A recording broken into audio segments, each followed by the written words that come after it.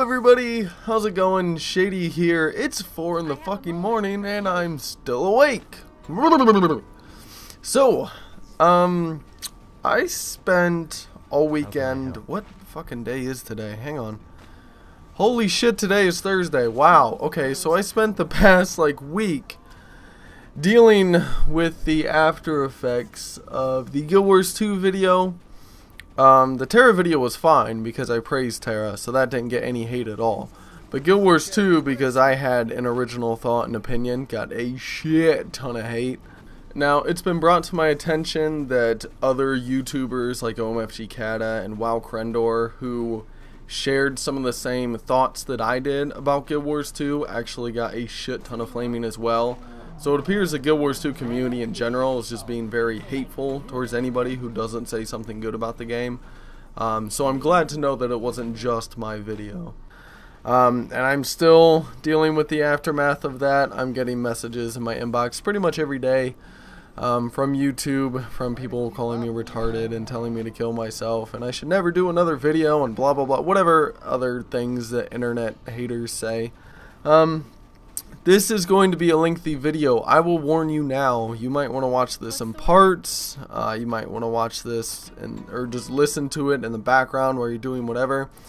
In the background of the video right now is most likely just Tera footage. I don't think I'm going to switch back and forth between Guild Wars 2 and Tera footage for one main reason. I don't have Guild Wars 2 anymore and the beta weekend is actually over. I did get my Guild Wars 2 refund, so yay for that. I'm very glad that I was able to do that. And 2, all of the Guild Wars 2 playing that I did over the weekend was pretty much live streamed. The only time I played Guild Wars 2 and didn't live stream it was a little bit of time on Saturday where I recorded like 20 minutes of footage, which I've already used and don't really feel like reusing. So just Tera footage, deal with it. You guys have all seen Guild Wars 2. If not, I have 7 hours of live stream footage on my channel you can go check out, or go check out anybody else's videos and you can see what Guild Wars 2 combat and everything looks like. The reason I waited so long to do this video is because I did want to come from a very collected and calm position for both games. I didn't want the Tera excitement affecting my video, and I didn't want the Guild Wars 2 anger affecting my video, because I have been very, very defensive over the past few days and very taken aback by the anger that people had towards that video. Holy shit. Like, I don't think people understand what a first impressions is. It seems very basic to me. It's literally what it says. It's a first impression. How hard is that to understand? Two words, people. First, meaning I've never played it before. And then the second word, impressions, meaning it's my opinion, or what the game has impressed upon me after playing it for the first time. And this is my reaction to it. This is not a review. It is not a preview. It is not an impartial review or opinion of the game by any means. It is 100% a very partial opinion based on my experience in the game for the first time. And I even said in the description, it's a beta. It's my experience in a beta of a game that is not released yet. Wow, how is that a hard concept to grasp? Duh, I don't understand it. So I eventually just stopped responding to people because nobody had anything useful left to say, and it resorted to a lot of name calling and anger and hatred and personal insults, and people didn't even care about the video anymore. The people who did respond and actually commented about the video, I tried very, very hard to pay attention to those comments and respond to you guys. So hopefully I did get to everybody who had something intelligent to say about the video and about the game, and wasn't just being a hateful bastard. People are trying to call me a troll as well. You really think that I enjoy getting dozens of comments a day telling me to kill myself and to never make a video again? Trolling is a completely different thing, where the person who trolls gets enjoyment out of it. I get no joy out of the constant hatred that's going on over on that video. So for those of you who think that's a troll video, that doesn't apply in any way, shape, or form. It is my first impressions of a beta of a game.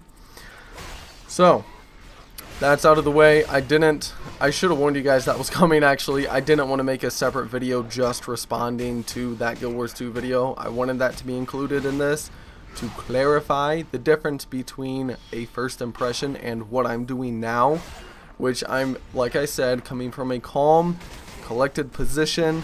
I've been talking about this all weekend and all week. People have been asking me over and over and over about the video and about the game. Oh my god, I've just been buggered out, just completely buggered out. And somebody just asked me today, and I actually had a conversation with them about Guild Wars 2 and realized that I was to the point where I can talk about the game again and I can get into all of this. So here we go. Are you ready for it? You ready for it? Guild Wars 2 versus Tera. 6 minutes into the video, we're just now starting the video. Awesome. The first thing I want to talk about, I'm going to try to do this in the same way that I did the first impressions videos. Let's talk about character customization. Let's start off with Guild Wars 2. I like the character customization, period. The character customization is very good. Being able to configure my face and everything like that was very nice. The races, I feel, in Guild Wars 2 are kind of meh. To summarize it briefly, you basically have humans, you have tall humans, you have the Char, and yes, I know who the Char are. I called them evil guys before because I did the same thing in the Tera video where I called them gay elves and evil gay elves. I didn't call them by their fucking race name because I didn't feel like it. I know who the Char are. Ugh, fucking jerk off all over your monitor. There's Char, there's also the Asura, who are the little guys, and then there's the tree people. I forget their name. Let's call them tree people. Everybody can scream at me in the comments and tell me, you don't know the name of the tree people. Don't care. Doesn't matter. Doesn't affect the video in any way. Tree people are kind of interesting. They're basically just elves. The Norns are... I actually liked the Norn storyline, and I'll get into that in a minute, but their personal story was very, very good. But again, the storyline behind the Norn, they're tall humans. Like, not an incredibly variety, you know, not a huge various pick of races when you have humans and tall humans. I feel like they could have come up with something a little more interesting, but the Norns are still, they still have their own story, and like I said, I do very much enjoy the storyline, so I'm glad they're there. And it's a different direction. They're going with a more realistic approach to the world. The Char are already very heavily embedded in the storyline, obviously. The humans and Norns are very believable races. The Asura and tree people are a little bit more out there, a little bit more wacky for the people who want to play, you know, a real short person or someone who wants to have that natural feeling of playing an elf-like race like the tree people are. They're very into nature, obviously, and they have that same natural feeling, that same healer type feeling or whatever to them. The personal story is really what stuck out for Guild Wars 2 and the character customization. The personal story is very good. It's very heavily embedded in the game, so every time you make a character, you should be invested in that character, and you should feel like you're really playing through a storyline, almost like a single player game. And no, I'm not calling Guild Wars 2 a single player game. Calm down. This isn't another SWTOR. It is definitely an MMO. It definitely should be an MMO. But they have incorporated a single player feeling into it very, very well. The personal story is very well done. The way you can group and still do your personal story is very well done. And the way you can customize it in character selection, I like a lot. So there you go. Now on to Tera. Tera has a lot of races to pick from, which I really, really like. They have 8 different races, I think. Let's go through. They have the tall evil guys. Oh god, I forgot their name. Tall evil guys, that's their name. They're the big chunky dudes, big red guys. Basically almost the same thing as the Char. Big tanky looking guys with a racial that gives them like more health and stuff like that. They have Kastanik, which are the evil gay elves. They are, if you play a female, you're a stripper. If you play a male, you are a gay male evil stripper, basically. Moving on, we have the actual light elves or something, I don't know, the regular elves, which are very white and classy and impressive looking. You have your typical humans. You have your Ellens, which are your tiny little lolly girls, which are half naked and really just wow. That's an interesting race to decide to put into your game. It is, you know, originated from Korean MMO, so I guess that's what they put into their games. Wow. I don't know, I still can't get over Ellens, and there's way too many people playing Ellens on the server right now.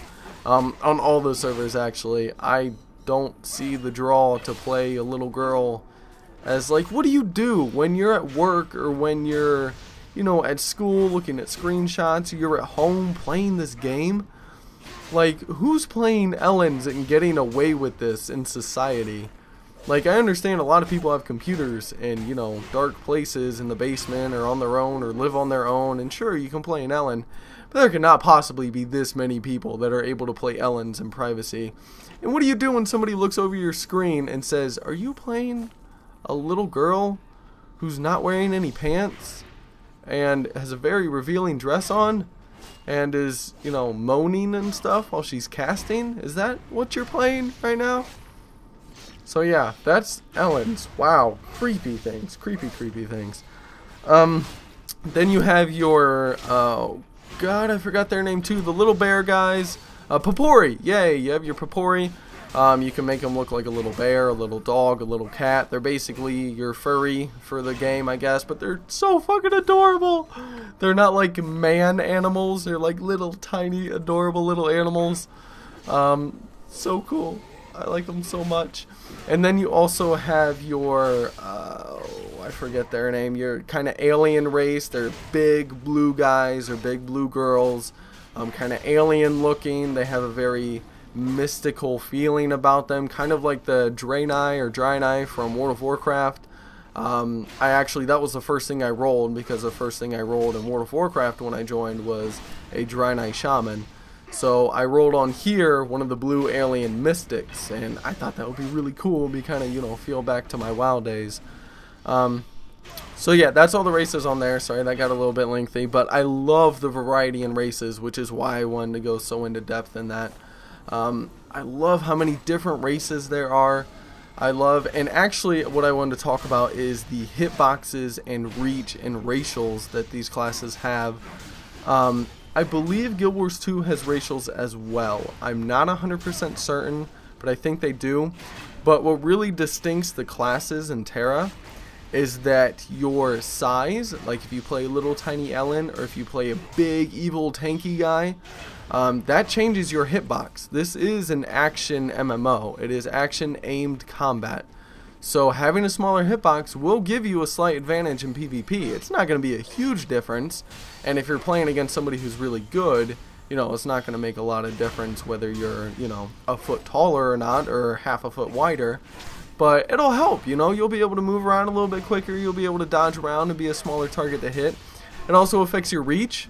So playing an Ellen Berserker, for instance, where you have this huge axe on this like little girl, it does scale with that, so she's not able to hit as far as that giant big tanky guy whose, you know, axe scales with his character size and can, you know, swing in these massive arcs and everything. So that is an effect as well, which again, you can, you know, play a little girl who's a mage and that won't really affect her reach all that much. But playing an Ellen, as a lot of people like to do as a tank, will actually affect the way you play your tank because you won't be able to hit as far. So definitely picking your race actually has an effect on your playstyle. Whether it's big or little really depends on what class you roll and stuff like that. But I like that. I like that picking your character, you know, really does have an effect on how you play the class that you decide to pick as well. Also, the racials are very differential and very strong. The evil tanky guys can heal 100% of their mana like once every few hours. There's, oh lord, the elves can restore 100% of their mana once every few hours. As a human, you actually take less damage when you're below a certain amount of health in a PvP situation, and you have a buff that you can use every 30 or 60 minutes where you can actually reduce your chance to be knocked down in PvP by quite a bit in a PvP situation, which these are very strong racials to have. and very, very helpful. So you want to understand what racials you're going to have when you pick your class, and it's nice that they do have an effect on the gameplay, and they're not just kind of boring, very generic racials, which they do still have those, like move faster in water, move faster on land, all this different kind of useless crap, just to fill in, you know, make you feel original or a unique snowflake or whatever. But those really, really strong racials are awesome, and I'm glad they're in the game. Other than that, though, there is really no personal investment in your character, which Guild Wars 2 definitely has an advantage in that sense, where when I rolled my thief on Sunday, on the last day of the beta, I was very attached to that Norn's personal story. And I definitely liked, you know, being invested in that character and feeling like I was playing a character, and I wasn't just playing some generic no-name hero who's out there with a bunch of the masses. I really felt like I was a unique snowflake. Where Tera, really, the storyline and stuff like that of your character doesn't really progress all that much. You get titles and you get guilds and stuff like that, and it's, you know, just kind of more classic, I suppose, in the Tera sense as far as customization or whatnot goes. But customizing the character, which is what I was supposed to talk about in the first place, is still pretty good. You still have quite a few choices as far as the face that you want to have, the hair you want to have, different things like tattoos that you want to put on and things like that, and the starting gear that you want to put on. Just kind of basic, I suppose. I think Guild Wars 2 customization really stuck out because of the personal story. So I'd say Guild Wars 2 wins points for their personal story. Tera wins points because their races are a lot more zany and a lot more different, and it feels like I have a lot more customization as far as race goes. So there you go. Next up is combat, and the combat in Guild Wars 2 has the, I got in a lot of trouble for this last time, has the classic WoW targeting system. Now, I made the mistake last time of saying that it has WoW combat. It is different from WoW combat. It does have variation to it, but it has that same tag targeting system where you right click somebody or you tab to target an enemy, and you're locked onto them. Your skills will focus on that person. So it does have that classic MMO fight feel to it, where you have the mouse on the screen at all times and you can click around on different targets. It felt like when I played Guild Wars 2, when I played the first time, I complained in my first impressions that I was dying way too much and way too easily. When I played through my second time, also I'd like to say I was playing the Mesmer the first time, which I would not recommend as your first class. Don't roll a Mesmer as your first class in Guild Wars 2. Remember, it's still a beta, so they might change the Mesmer around a little bit, but the way it is now, if you don't understand Guild Wars 2 combat, you're going to die on a Mesmer, and you're not going to enjoy your time on the Mesmer. I didn't like it. I rolled a Thief on Sunday, and I actually played. I love the Thief customization. I love it. I love it. I love it. Pistols and daggers and swords and crossbows and short bows, and holy shit, and dual wielding a pistol and a dagger, or a dagger and a pistol, or two pistols, or two daggers, or oh, it was amazing. It was awesome. I love the way they did it. But the combat with it really, really felt like I was not supposed to get hit. I used dodging a lot more on Sunday. If you go check out the VOD number 2 of Guild Wars 2, I used dodging a lot more. I did a lot more kiting because I was able to play that ranged class, and I had, you know, the pistol on me. I even tried dual wielding pistols at one point, which I didn't really like. I love the pistol dagger combination. It lets you jump away from them. It gives you a stealth. It gives you tons of really, really cool stuff. I love that combo. And I was able to kite a lot more and to take on groups of monsters at a time, and to really, you know, put out a decent amount of damage while running around, which is very, very cool. The combat in Guild Wars 2 does not have mana. Different classes do have different sort of mana alternatives. Like the Thief I played with had initiative, which most, if not all of my skills used initiative, and it restored over a set amount of time, kind of like energy on a rogue and WoW. Kind of think of it that way, but instead of, you know, out of 100, it was like out of 10. just little ticks, and each skill used like 2 or 3 or 4 ticks. So that was kind of cool, but most of Guild Wars 2 combat revolves around your cooldowns. You need to have a very good awareness of what your cooldowns are, and which skills to use in what situation, because if you use a skill in the wrong situation and it's on cooldown when you need it, you can be in serious trouble. Combat in Guild Wars 2, very, very punishing. Very punishing. Like, I felt even fighting mobs at my own level, if I didn't do it correctly, I still had a chance to die, just while out questing and exploring the world, which is a very interesting feeling in an MMO. You really don't feel it that much. And I feel like the reason that exists is because of the down system that they have, where even if you do go down, you have a chance to save yourself. And I feel like they're really relying on that to be the saving grace for people, where in most MMOs the saving grace for people is, you know, they're very strong. You feel like you overpower trash mobs very, very easily. They're no challenge at all. You can 1v3, 1v4, 1v5 and just wipe them out with most classes. In Guild Wars 2, they're like, we're going to make this combat, you know, super challenging and really feel like combat. But, you know, if you do mess up, if you're not used to this heart of combat, you can fall back on this system of being downed, where you can res yourself back up if you're not being targeted, or you can kill an enemy and, you know, come back and, you know, get back on your feet and start fighting again. So I feel like that's where they put in the feeling of being able to actually do quests on your own, and not feeling so helpless, and at the same time not feeling like it's so easy, which is interesting for an MMO. That's definitely something I don't see very often. Also for combat, there is no holy trinity, the heals, tank, DPS thing. Every class has a heal. Every class has the dodge mechanic where you can, you know, evade and not take damage. And every class does have, you know, sort of CCs and weapon swapping and stuff like that, where they should be able to get themselves out of a tight spot if they need to. So they want you to feel very self-reliant. Even when you're in a group, they want you to feel like everyone in that group should have the skill to take care of themselves. You shouldn't say, oh, the healer didn't heal me so I died.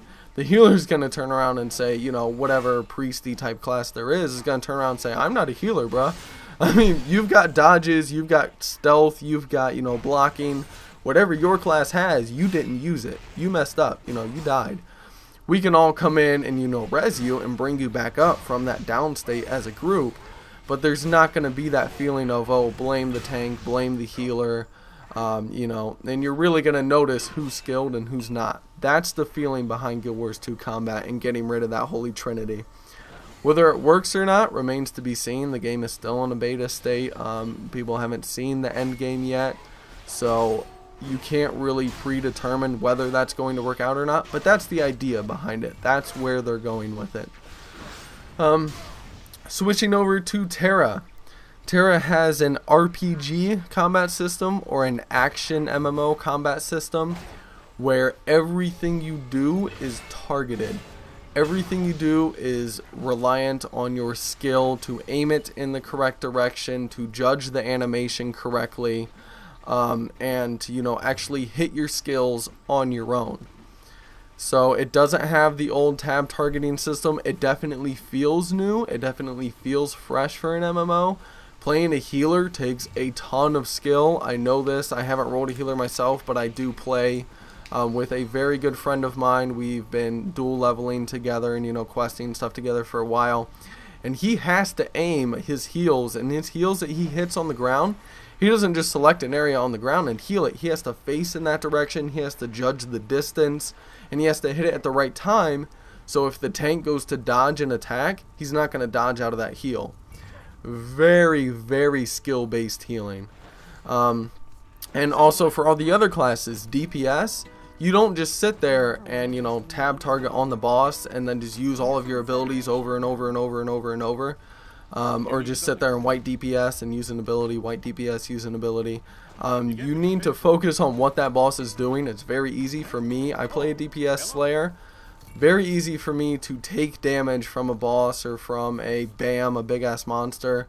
And even from quest mobs being chain knocked down and things like that. If I'm not using my dodge ability, and if I'm not paying attention to the chain skills that I'm using and the animations. So again, very skill reliant. Even tanks need to face the right direction when they're blocking.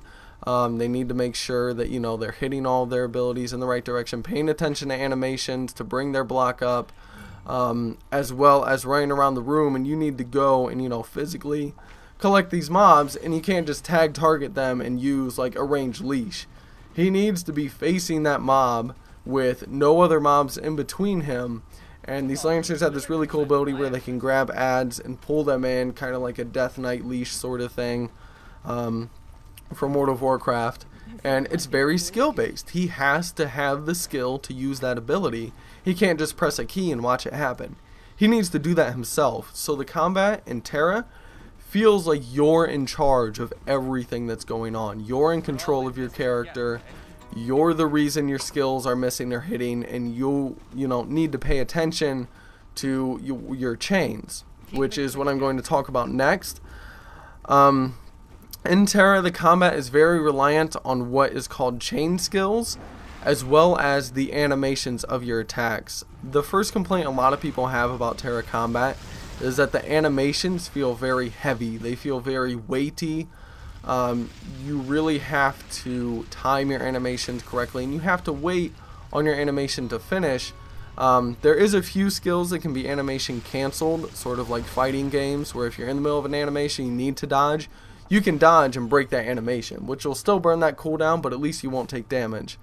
So that does exist, but for the most part, if I use my abilities as a Slayer in the wrong order, my animations feel very slow. They will actually slow down. The animation speeds won't be as fast, which is essentially your attack speed. The slower my animation speed is, the less damage I'm doing. So I want them to be going as fast as possible. I want to chain these abilities together. And the big thing about Tera is when you use an ability, you have a spacebar icon that pops up on your screen and says, hey, do this next, which is customizable. You can go into your chain skills menu and select, when I use my knockdown, I want to be able to do this big leaping strike and jump on them and stab them in the face. So when I use my knockdown ability, it'll pop up and say hit the spacebar to do this. So I don't need to find that exact hotkey. I can just boom, spacebar. So I knock down, hit spacebar right away, and just boom boom. 2 animations right in a row, 2 attacks. And it does take experience to know which abilities chain together like that.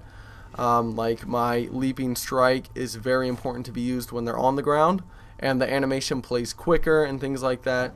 So it takes a lot of knowledge of your abilities to know what's going to do the most damage, what's going to stall my character and hold me in place and force me to take damage that I don't want to take.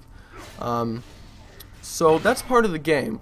People who are complaining about the animations feeling very weighty and stuff like that, that is something that takes learning. The same way I complained about Guild Wars 2 combat, oh, I died instantly, oh, this is fucking dumb, oh, I don't like this ability or that ability. You have to learn it. You really, really do. So I feel the same way I complain about the Guild Wars 2 combat. I feel people are going into Tera with the wrong impression of what the combat will be like, and they're not enjoying it because of that. The same way I went into Guild Wars 2 and I had the wrong impression of what that combat would be like, and I did not enjoy it my first day at all. I had to go back on Sunday. I had to learn it from the ground up. Trial and error. I had to figure out what worked, what didn't. And it's the same way with Tera. It's a completely different play style, a completely different fighting mechanic, and you do have to get used to it. Other than that, I would like to say that all the classes do have mana. Tanks need mana to block. All melee classes gain mana by actually attacking. You don't just have a mana pool. The more you attack with just basic attacks, the more mana you gain, and then your special abilities will actually drain that mana. Your archers and mages and things like that, and your healers all have a mana pool where they do have full mana, and as they use abilities, that mana will drain. So they actually need to watch their mana production and not just spam their skills all the time. And they do have abilities that will regenerate that mana that they need to use correctly on the right cooldowns. So it does have that classic mana system, whereas Guild Wars 2 is more dependent on cooldowns and other systems like Initiative for the Thief. Alright, so that is combat out of the way. Let's move on to questing. I am going to try to speed this up. We are already 30 minutes in. So hopefully this isn't an hour-long video. Good lord, that would be huge. But questing, Guild Wars 2 questing, get ready for it. Get ready. Are your hands on your keyboard? Are you ready to type angrily? You ready to go at it? Guild Wars 2 questing pretends to be new. I'll give you a second. Get your comment out there. I'm retarded. Okay, you done? The questing feels like the way that they presented it, I feel, was almost misleading. Or maybe it was just my hopes. Maybe I was overhyping it, but I really feel like I was misled in the trailers and on the website. And yes, for those of you who are asking, I do know what Guild Wars 2 is. I have been watching the Yogscast and Total Biscuit videos, and I have been subscribed to the news feed, and I have been watching their Twitter and their Facebook and their blogs and 3 different fan sites and reading up on everything about Guild Wars 2. So yes, I do know what it is.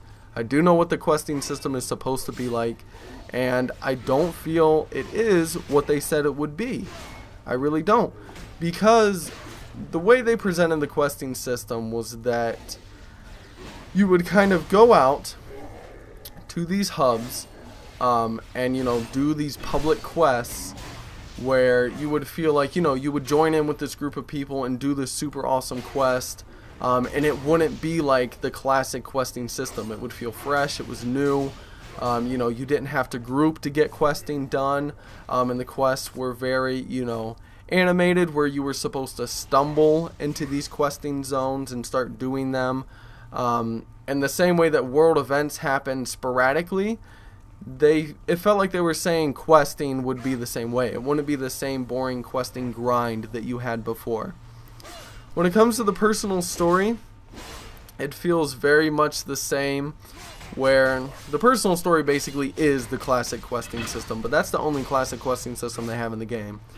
Personal story, you go to whoever your personal story person is, you talk to them, you get a little cutscene, and they present you with the next chain of your personal story where you go out and do something. As far as basic questing goes, they have what are called scouts in each town, where you talk to them and your map appears and they, you know, open up this new area on the map for you, and all these little hearts appear on that map, and those are all questing hubs, where each questing hub is actually just one quest with multiple things you can do there. For instance, in one quest I really liked it. I had the option to feed these little cuddly bears, so I didn't have to get into combat at all if I didn't want to. I could have just fished, you know, picked up these fish out of the river and fed them to these tiny little cub bears, which are so adorable. And then they follow you around with these little hearts over them when you do it. I could do that. Or if there's too many people picking up the fish and stuff like that, I can go over and I can kick a tree, you know, investigate trees, investigate the forest, and I was supposed to kill people who were in the forest. And other than that, I had the option to actually duel people, improve my strength against these guys who were in this questing hub, who wanted to prove how strong they were. So one quest, 3 different objectives, where before it would have been, you know, I had to chain to one objective, you know, I do one, then do the other, then do the other, or do all 3 at once and turn them in all at the same time. It is new in that sense, where you do have multiple objectives for one quest, but like somebody said to me, they said, you're doing questing wrong. You're not supposed to just go out and do quests. You're supposed to explore and stumble upon these quests. You're supposed to come across them accidentally. My question to him was exactly this: how do I stumble across something that's clearly marked on my map? Like, it's literally right there. I open my map, it says, here's a heart, here's where the quest is. How do I stumble across that exactly? How, I mean, where's the sense of adventure? I'd understand, which would actually be very frustrating. I wouldn't like this system at all, but if there were no hearts, and I literally did have to just walk across the world and find these events for myself, that would be stumbling across questing. The way they have questing is, it's clearly marked on your map from the first person you talk to in every town. It says, go here, go here, go here, go here, and do these quests. What? How am I supposed to stumble across those when somebody literally just told me to go there and do them? So, not in that sense at all. That sense doesn't exist. There is the same old, go do this quest, but it is a little bit better, I suppose, at least in the sense of WoW questing, and definitely Tera questing is basically the exact same thing as WoW questing, very, very classic, where if you go to these zones, you don't have to group up to get quests done. There is not really any such thing as stealing quest mobs. If you hit a mob once, you get some experience for it, and you get some questing, you know, objective completion. A little bar fills up as you complete this quest. So that is pretty cool. The public questing is definitely public questing. You can all do these different objectives. If for some reason people are camping mobs and they're just killing them so quickly you can't even get one hit in, you can kind of mosey on along and go do another part of this quest, and you can do something else. It comes to a problem where when there was a lot of people in the zone, when there was like quests where you had to gather things and there wasn't really any other part to the quest, like I had to walk up to these bushes and, you know, explore them, and stuff would come out and I'd have to kill it. Other people were literally just standing on top of a bush, and every time it spawned they would just hit the F key and do the quest, and I couldn't do that quest at all. I couldn't do it. I couldn't get it done because there was just all these people camping it. And again, that comes along with the sense of people were like, well, it's a beta, everyone's in the starting zone, blah, blah, blah. But you have to kind of, you know, assume that there is the chance there's going to be a lot of people in the zone. So what do you do when there's a lot of people in the zone and they're all kind of camping like that? That is what affected my experience on Friday. On Sunday I went in, I had a very empty Norn area to explore. It was very, very cool. And they also had this thing called overflow servers on Sunday. I don't know if these were active on Friday, but on Sunday there was multiple times where I went to a zone and it would say, hey, this zone's actually full, there's too many people here questing, we're going to throw you into an overflow server. This would be very frustrating in a group. I actually watched a live stream where two guys couldn't quest together because of these stupid overflow servers, and there was no option to, you know, hey, I want to be with my buddy, I want to quest with him. They just kind of said, you know, F you, no, go quest on your own because you're in an overflow server. I like the overflow servers because they do empty out the questing zone so you can actually get things done. Very, very nice. I don't like them because it splits up groups, and the whole idea of an MMO is to play with your friends, is to play with people you know, and it kind of says, hey, you can't do that. So again, that is a beta. I do like the fact that they added that into the game, and hopefully they tweak that a little bit, make it a little more customizable, and that will definitely make questing a lot better. The world events felt very good. The world events felt like they were actual events. And from what I noticed, world events were a lot different from typical questing. There were some that were like kill X amount of things, but a lot of them were like defend this point and waves of stuff are going to come in. Like, that doesn't really happen a lot in MMOs. That's more of a dungeon thing. You go into an instance or something and it's like, hey, this boss is defend this many waves. You don't see that a lot out in the world where it's like, hey, everybody come to this spot because we have to defend this, or else they're going to take over this town, or they're going to destroy this, or, you know, our quest givers are going to disappear or something if they take over this area. So world events definitely feel very, very good. They feel fresh. They feel like what I thought public questing would be. So again, when I went in and I said, oh, public questing is basically just classic questing, so I shouldn't take it for more than that. World events is where the cool stuff is. This is where the stuff sporadically happens, and I just happen to be somewhere and a world event pops up and I'm in it. You know, right away I'm in it, I'm ready to go, I'm finding out where it is, what I want to do, and grouping up with all these people and really doing something on the server.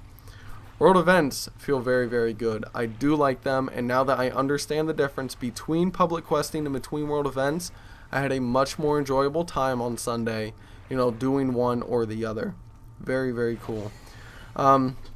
The scaling on world events and public questing is still bad. It's still a beta, so hopefully they'll fix that. Also, the cooldowns on world events was way too short. Holy crap, it was too short. It was like we would do a world event chain, like one chain where we had to defend, we had to push into the mines, and we had to kill a boss. I came back out of those mines, and the event was starting again. Like, it was like, holy crap, and I just left. I was like, I'm not doing this event again. I literally just did this. Like, they're already attacking again. So, hopefully they fix the cooldowns on them, and they fix the scaling, because right now, doing it with not very many people is crazy stupid hard, and doing it with a ton of people is crazy stupid easy. You just zerg them and you win every time. There's no way to lose a world event if you have 20 people there. Like, no way in hell you're gonna lose that. Other than that, the questing was pretty good after I got used to it. I definitely feel like they overhyped it though. They definitely made questing seem it would be something new when really it's not. It's just questing without talking to NPCs basically. That's really all it is.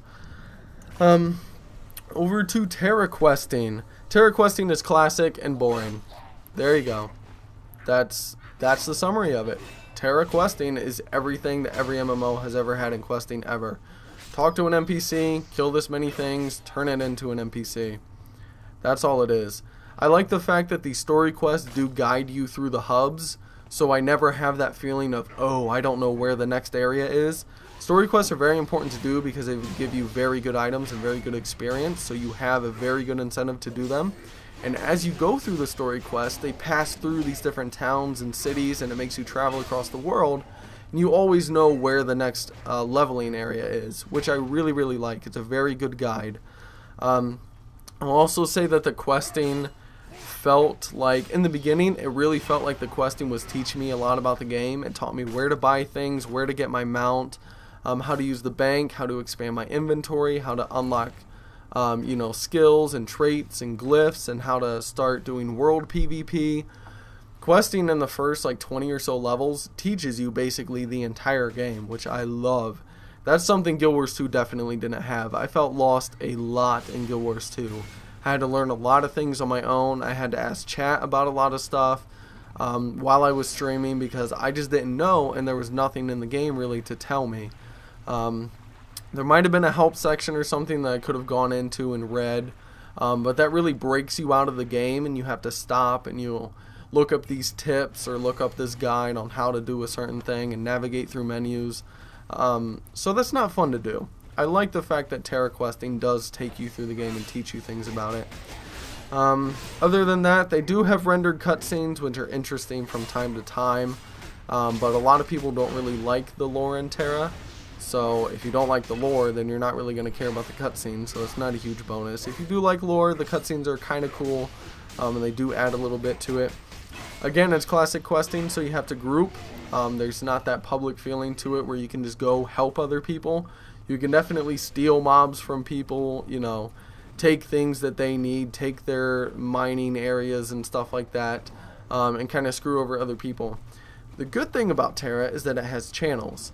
You have 8 channels on one server, where if I'm in a zone and there's people camping these quest mobs and killing them over and over and over, and I'm in channel 1, I just say, okay, go to channel 2. It takes 5 seconds, it counts down a little timer to make sure you're not, you know, trying to escape out of PvP or something. And then a quick little load screen, you know, 5-8 seconds later, I'm in another channel, and hopefully, you know, nobody's there, and I can continue my questing. Makes it very, very easy to avoid the fact that people can steal your mobs, or even in world PvP, if you have somebody camping you and you're just being killed over and over and over by this guild, just switch channels. There's a chance that they might switch channels as well and find you, which is a part of world PvP. You know, you're going to have that. You need to call in your guild and get backup. But when it comes to questing, very awesome that I can just switch channels and go on my way and continue questing. The questing is very much held up by the combat system. If the combat system wasn't so good in Tera, I honestly don't know if I would be playing it because the questing is so generic. If the combat wasn't so good, I feel like the generic questing would probably make the game not feel interesting at all. But because the combat is so good, doing these generic quests still feels awesome.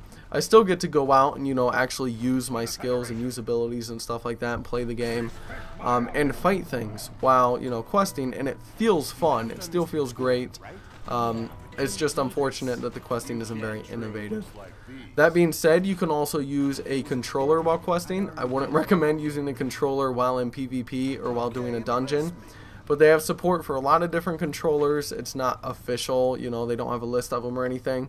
I used my Xbox 360 controller, which I use for my PC, and it felt really, really good. Like, it felt like I was playing, I don't really know what to compare it to, kind of Dark Souls maybe?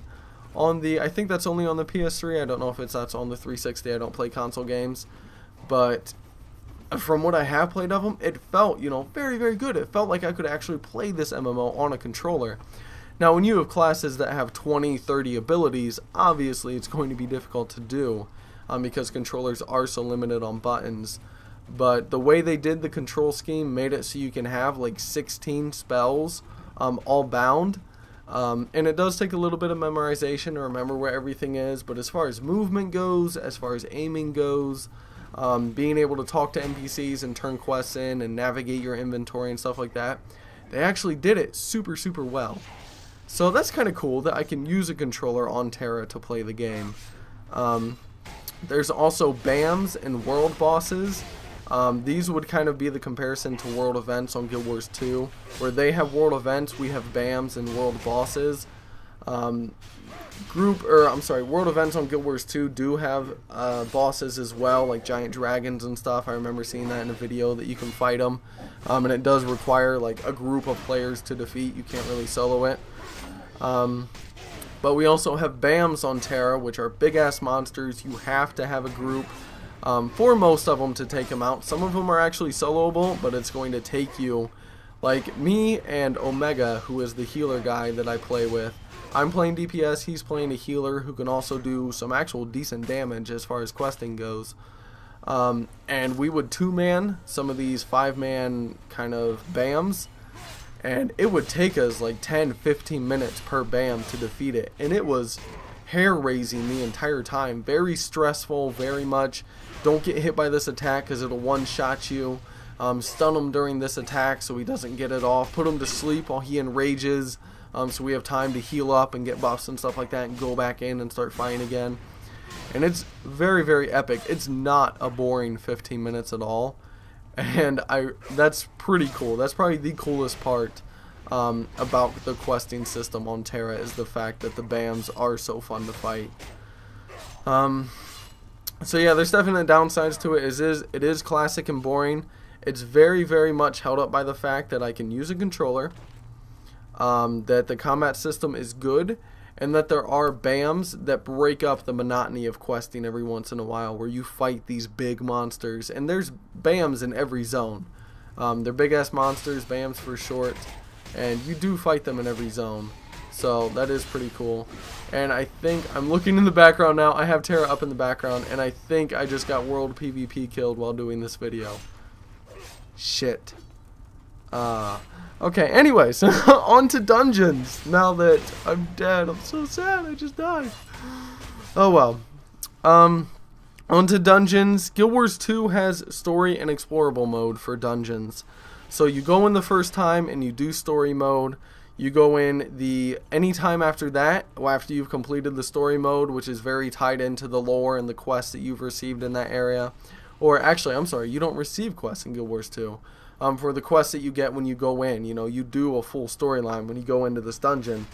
And after that, you have explorable mode. So you're not just doing that same dungeon again.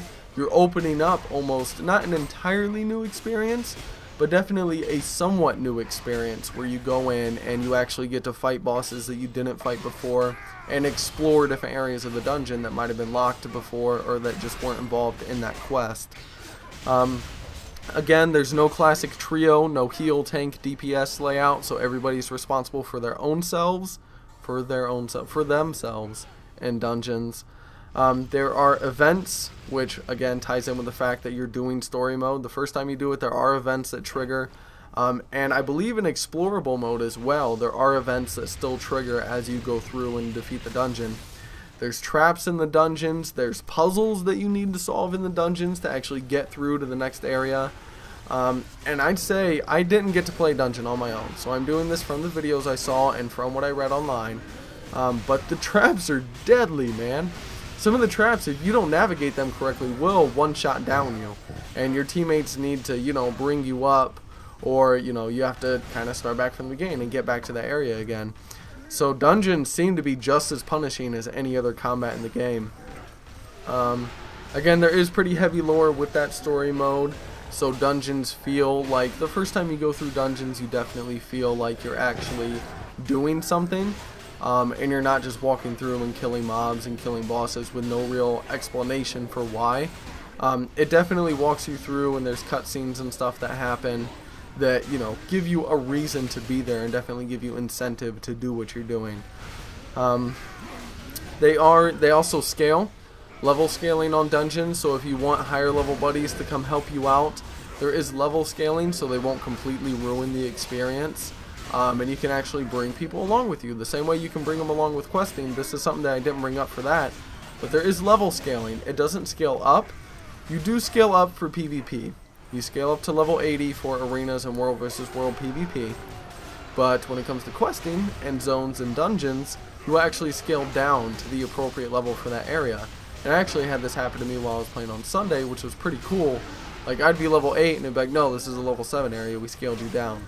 Obviously not a huge difference, but you apply that later on when you have a max level buddy and you've just started playing. You're like, oh man, I really want you to come to this dungeon with me. I heard it's really cool and I want to, you know, experience this with my friend and not just go with a random pug group of people I don't know. He's like, it's cool, I'll come along. Let me come along because I'll scale down and let me play with you. So that's really, really cool that you can do that for questing and dungeons. And it also allows you to repeat dungeons if you feel like it and go back and visit them later, and they'll be just as challenging as the first time you did it because you're going to be scaled down. You might have better, well, okay, it won't be as challenging. I'm sorry, let me rephrase that. But it will still feel like a challenge. You'll have better gear, and you might have new abilities and stuff like that. You will be more skilled at the game, so it will feel different. But you can scale down that level, so you can go back into old dungeons, and you're not just going to walk through and one-shot everything. You will still have to play the dungeon to defeat it. As far as combat goes, I've seen videos of it. I can't really comment a lot about combat in dungeons, because that's something you really have to feel and experience for yourself to understand, you know, what the complexities of it are and who has to do what. But again, the fact that there's no Holy Trinity means that everybody needs to take care of themselves, and you can't really go around blaming other people in the group, because chances are if you take damage, it's something you could have avoided, and something you probably should have avoided. And that's kind of how the combat system in Guild Wars 2 revolves around. So when it comes to bosses and things like that, I feel like it would almost be really similar to Tera, in that even if you're DPSing, you can't just stand in a safe zone and just go 1, 2, 3, 4, 1, 2, 3, 4, 1, 2, 3, 4. You will have to do dodges, you will have to heal yourself, you will have to use your utility to maneuver around the battlefield and, you know, not take damage while you're fighting things, which is really cool, and that's something that MMOs needed, and I'm really glad that's there to make it more interactive and to make it better. But again, I can't really comment on it myself, and nobody's seen endgame dungeons or anything yet either, so it's very hard to say what it's going to look like at endgame and if PvE will be a viable option for Guild Wars 2. Moving on to Tera, the dungeons, again, just like questing, are very classic. You clear trash and you clear bosses. You have the classic trio, healer, tank, 3 DPS. I will say, I would like to point this out, I literally just did this tonight. I actually went through a dungeon without a healer. We literally went through with a tank and 3 DPS. We had a 4-man group. We didn't even have a full 5-man. A tank and 3 DPS. 3 of us were melee, and we had 1 mage or sorcerer. And we beat this dungeon, and it was so cool because you could just, like, I could see it just by watching people's characters and how excited people were every time we downed a boss. We did a full clear of this dungeon, no healer. We almost wiped once, but just like in Guild Wars 2 where people can res each other, you can't res yourself. In Tera, I believe some classes get that option later on, like priests have a self-res ability later on, but it's not the same down system as Guild Wars 2. But just like in Guild Wars 2 with Tera, everybody has these resurrection scrolls.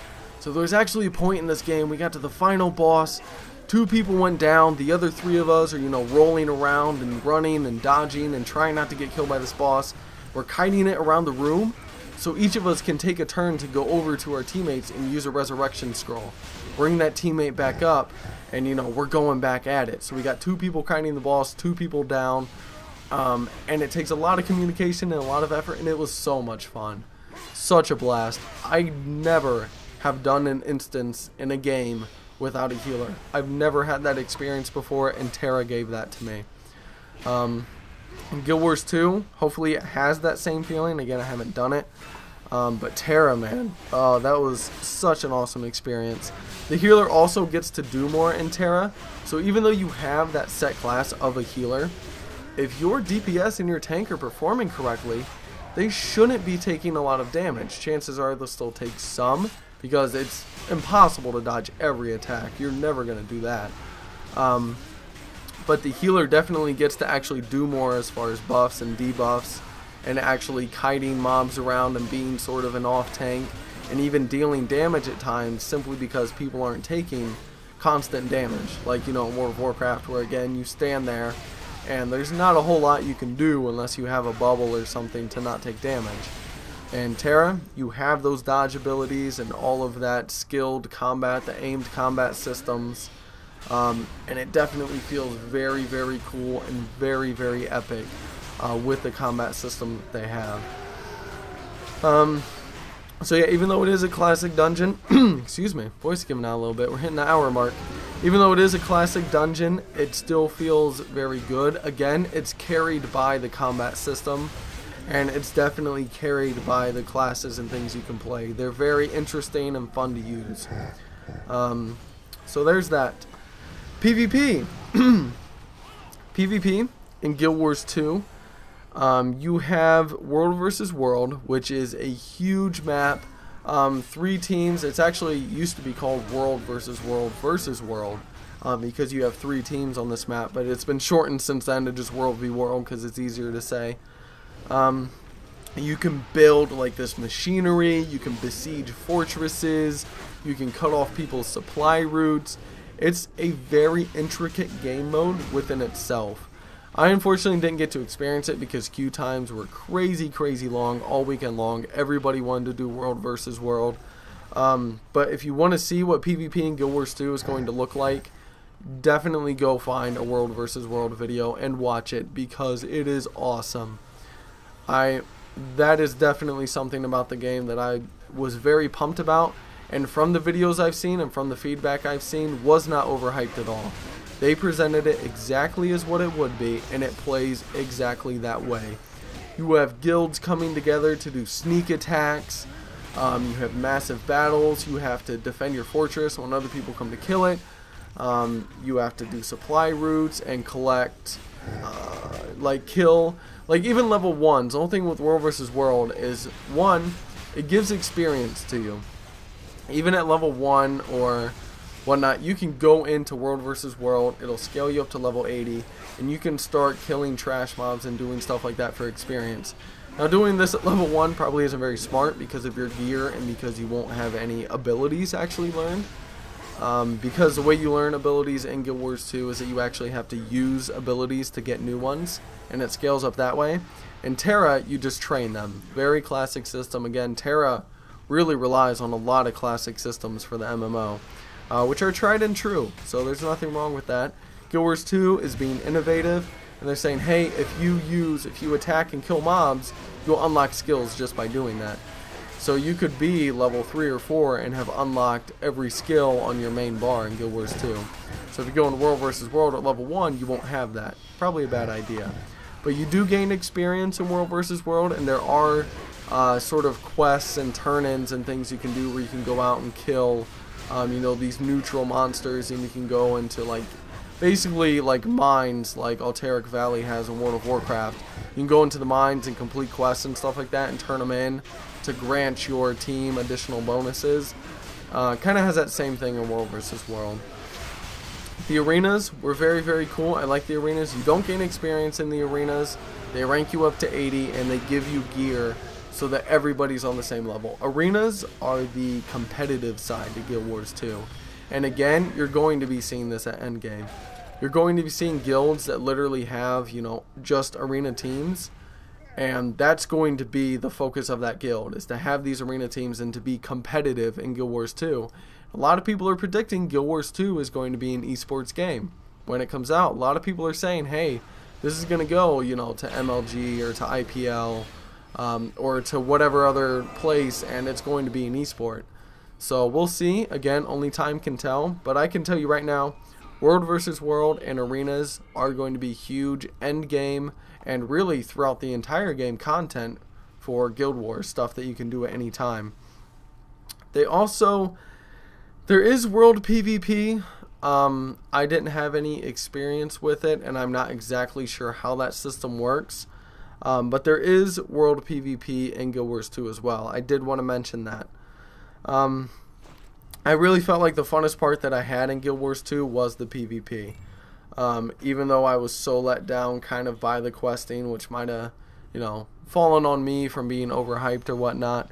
But I felt like PvP exactly as cool and awesome as I expected it to be. The domination game modes that they have in arenas. Again, I didn't get to experience World versus World, but the videos that I've seen and the information I've read, exactly on par with what ArenaNet said it would be. And just looks fun as hell. And I haven't talked to anybody who said, I don't like Guild Wars 2 PvP. Because even people who don't like the game, if they've played the PvP, have liked it. Which really says something for the modes and stuff they set up. So that's pretty awesome.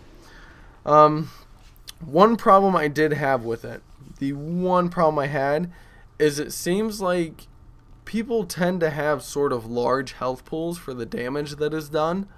So I don't know if they're trying to make fights feel more epic. Like one-on-one fights can actually take quite a while to really complete, unless you have two very squishy, very high damage classes. Obviously in that case, somebody's going to, burst down the other person fairly quickly. But for the most part, for your average classes, for your warriors and stuff like that, and for your, even as a thief, I felt like I had a lot of health for my level. Like I could be bursted down pretty hard and just stealth away and heal, which again is sort of a problem. I feel like a lot of classes have very high escape mechanics, and definitely every class has a heal ability. So when you finally do work somebody down and you do get them down to a low enough health where you think you're going to get them, they'll just heal. And then you're like, crap, I got to do another 8k damage, and now his buddies are showing up, and that didn't work. So there is that feeling where I feel like I should have won fights, and then somebody just pops an escape or a heal or something, and it just kind of resets the entire fight. We got to go back to the beginning. And then he starts working me down, and I pop my heal. I start working him down, he pops his heal. Kind of a frustrating experience, really.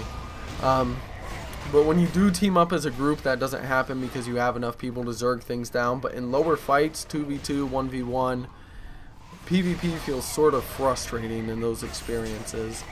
I don't know. That was just my opinion on it. For Tera, they have world PvP right now.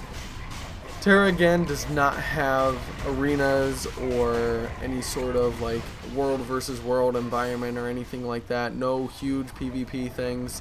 They have open world PvP where you can declare yourself as an outlaw and pretty much kill anybody you want to. You'll gain infamy for killing people who are lower level than you, and you'll also open yourself up to be attacked by anybody who wants to attack you. There's PvP servers and PvE servers, so you can pick which one you want to play on. Even on PvE servers, you can do what's called guild versus guild battles, where you declare war on another guild, and you can kill those people out in the world at any time. So it's kind of like no punishment PvP, where if you're at war with another guild and I see one of their members, they appear up on your mini-map and everything, and you definitely notice them when they're there. You're like, oh crap, I gotta kill that guy, he's from the other guild, let me call in my guildies and kill this guy. Feels pretty cool. I like that. Right now, though, the thing that people are having a problem with is, World of Warcraft and Guild Wars 2 and all these other games have PvP that feels like it has a point to it, like it has scaling to it or progression. Tera has very, very basic PvP. It's back to really old school PvP where you're doing it literally, like, you're either doing it to make a name for yourself, or kind of doing it out of pride or out of, infamy or whatever, and you're doing it to show off your skills. So it's a very personal investment to do PvP in Tera. I don't think there's any titles or anything in the game for it. I would actually have to check that. But there's not really many rewards for doing PvP, and even winning Guild Wars, all that does is put you, on a list where people can look at who's won and lost the latest Guild Wars. and they can kind of see, oh, you know, this guild has won their past like 7 guild wars. They must be pretty good. I should see if I can join them. It's really there for personal investment, for people who enjoy PvP, for the simple fact of PvPing.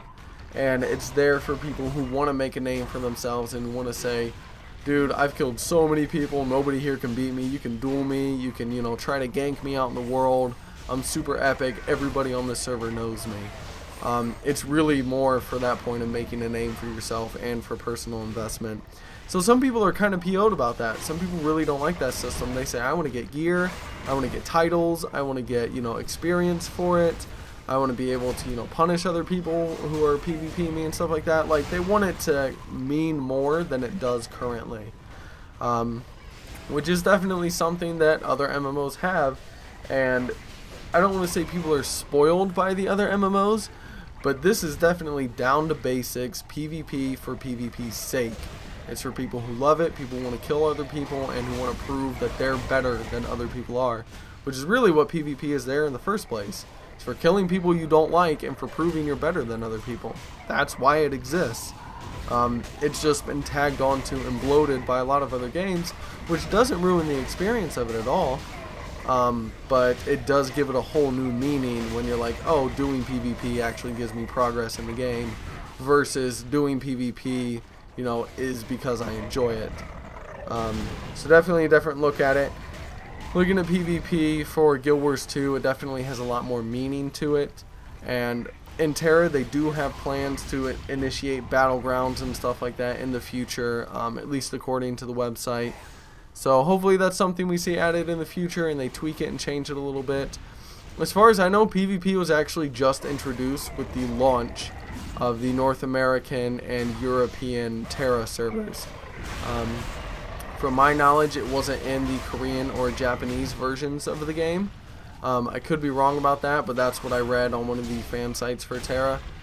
And it is definitely a new system that was just introduced. So people are saying, oh, Tera's been out for a year, they're not going to introduce Battlegrounds because they could have done it, you know, a long time ago. Not really, because PvP is a brand new system for Tera. So there is that. They are still working on it and tweaking it. But I would say Guild Wars 2 has a huge advantage where PvP is concerned. I love the Guild Wars 2 PvP. Again, the thing about Tera is PvP is, again, very skill reliant. So you're not tab targeting on PvP enemies and just automatically leaping to them and stuff when you use abilities. You need to aim and use everything yourself. So it is very, very skill oriented. Flipping over the page. We're getting there. This is the last section. Kind of just miscellaneous stuff. I felt like, I already mentioned this, the Tera has a very good beginning game. I like the prologue where they actually start you off at level 20, and I originally thought the purpose of this was a tutorial, but no, the Tera tutorial takes place between like levels 1 and 20, where the quests really teach you how to play the game. The prologue in Tera, they put you at level 20 and they give you your skills, and you can see what it's like to be a level 20 of your class. So I roll a Lancer and I go do this prologue, and it also actually introduces you to the lore. So not only does it give you skills as you play through that beginning area, it does introduce you to the lore and, you know, kind of gets you interested in the game. You're shipwrecked on a beach and you gotta go find some guy who's missing and he's fighting this big ass monster, and it is, you know, a storyline within its own. But you get to try, like, say, oh, I want to try this tank class and see if I prefer a warrior tank or a lancer tank. I don't need to start at level 1 and spend a week leveling up this character to find out I don't like them. I get to start off at level 20, try him out, use his skills, see what kind of damage he does. Maybe I don't like the Lancer. Maybe the Lancer doesn't do enough damage. Maybe I want to go with a warrior because he does a lot more damage and he can be a tank. Or maybe I feel like the warrior isn't tanky enough. He does too much damage, but he takes too much damage. I want to roll Lancer because that's more my style. You can do that. That's super awesome. Guild Wars 2 does have this in a sense where you can start off at level 1 and you can go into PvP. But this, it feels different. It's very pressure because you go straight into PvP at level 1. You're trying to learn your new abilities, but you're going against other players who probably already know their abilities, and it's a lot more frustrating and a lot more pressured on you, whereas in Tera you're just going through quests and you can kind of learn at your own pace and study your skills and practice with them. So yeah, Guild Wars 2 just kicks you off at level 1. Again, I didn't like the fact that the quest didn't really teach you anything about the game. So it really forces you. The thing about Guild Wars 2, starting out in Guild Wars 2, they really want you to focus on the game. They want you to be very involved. Very trial by fire as far as your skills and things go. They want you to learn by mistake. They want you to really study what things do. Learn how to dodge, because you are going to die a few times until you learn how to dodge correctly. They want you to focus on your character story. They want you to be very involved in the game, which is interesting. It's a very hardcore way of doing it. They definitely want people to go in and, you know, start off at level 1 and learn things on their own. And it is very trial by fire. So that's just something that I thought was kind of an interesting twist between the two games. It didn't really fit in anywhere else. So yeah, that is my take on Guild Wars 2 versus Tera. That is all the topics. As a summary, after the first impressions is done, this is an impartial view of the two games. Guild Wars 2 has an advantage as far as PvP is concerned, definitely. I feel like ArenaNet has done a very good job on making sure that the end game of Guild Wars 2 is secured before the game is even out.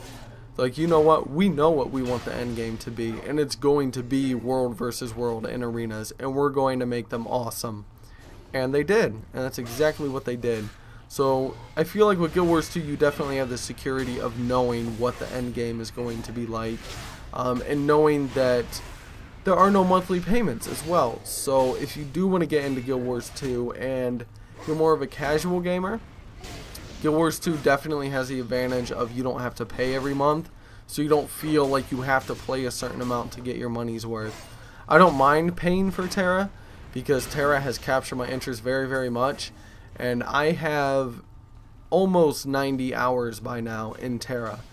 And the game was just released, and I have almost 100 hours already in this game. So I'm definitely getting my money's worth, like easily getting my money's worth. Guild Wars 2 probably has an advantage money-wise for casual players. Endgame is very secured, so I feel like people will say, hey, there's a $60 game I don't have to pay every month for. I can pay in the cash shop if I want to, and I know that at the end game, you know, there's something to do. Tera, I have heard concerns about the end game with it. So hopefully everything goes okay. I'm counting on NMAS. I'm counting on you, NMAS. I got my fingers crossed right now. I need you. I need you to make sure. If we're paying every month for this game, we want updates. We want new content. We want fresh things coming in, and we want things fixed quickly. Anything that's not working in the game, anything that needs to be expanded upon, you need to jump on it and make sure that Bluehole, the actual developer, either gives you the okay to make those tweaks, or starts producing content that is NA friendly, North American friendly, or even European friendly, and is stuff that we're asking for and we want. We need our publisher NMAS to listen to us and go back to the developer Bluehole and say, hey, this is what the people want, can we do it? Or we need you to do it. So hopefully that happens. I'm a little bit concerned because there's no promises. It's very hard to tell when an MMO is first released what's going to happen. Is the developer and publisher going to follow through and make sure this is an experience I can enjoy for years to come? Or 3 months from now, is everyone going to beat the game, beat the end game, get bored of PvP, and just leave? So a little bit more risque there, and the fact that you have to pay every month is, I feel, turning people off of Tera. So I feel like people are going to wait and see. People are going to wait a couple months, see what happens to the game, see if it dies, see if it thrives. So there's that. Alright guys, that is going to do it for me. Hopefully you guys have made a decision about what you're planning on getting Guild Wars 2 versus Tera. They are definitely different games. They definitely emphasize different points. Guild Wars 2, all about that hardcore game mode and about the lore and everything and about that personal story.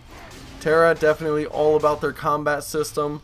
They definitely want to emphasize that, and they are choosing to go with more classic systems in the background and to highlight that new, really action-oriented combat.